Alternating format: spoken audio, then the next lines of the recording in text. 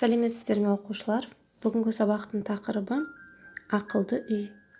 Умный дом.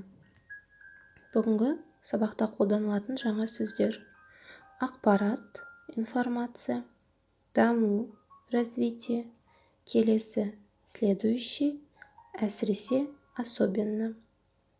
Ақпарат, даму, келесі, әсіресе. Балалар, бүгін біз сіздермен фантастикалық әңгіме оқимыз. Назар аударайық. Фантастикалық әңгіме ойдан шығарылады. Енді мына суретке мұқият қараймыз. Не байқадыңдар? Енді осы сурет бойынша мәтін оқимыз. Ақылды үй. Мына зәулім ғимарат қаладағы көп тұрғын үйдің бірі. Бұл үйде сұңғат тұрады. Біздің үйімізден айырмашылығы өте көп. Мұнда көп нәрсе өзгеше екен.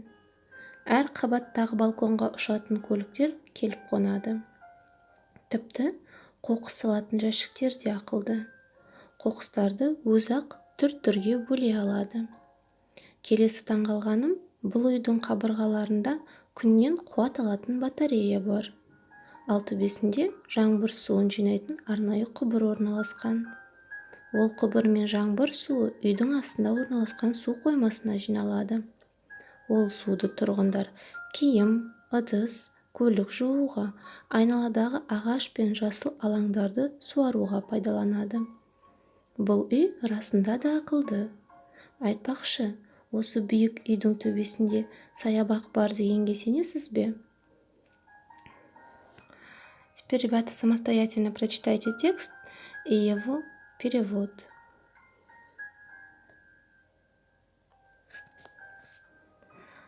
Теперь давайте выполним письменную работу. Төртінші тапсырма. Қарамен берілген сөздерді сәйкестендір. Соедините выделенные слова. Келесі мәтінді оқиық. Сен білесің бе? Ақылды үй біздің заманымызда да бар. Ақылды үйде жарық, су үнемделеді. Егер өрт бола қалса, өрт сөндіру құрылғылары іске қосылады. Үйдің ішінде бейнебақылау камералары орнатылған.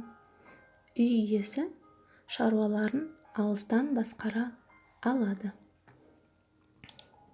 Знаешь ли ты? В наше время тоже есть умные дома. Умный дом экономит свет и воду. При пожаре активируются огнетушители. Внутри дома установлены камеры видеонаблюдения. Домовладелец может контролировать домашние дела удаленно. Енді үй тапсырмасы. Берілген мәліметке сүйене отырып, болашақ ауыл үйінің суретін сал.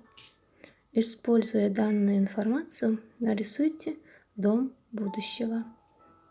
Сабағымыз аяқталды. Сау болыңыз.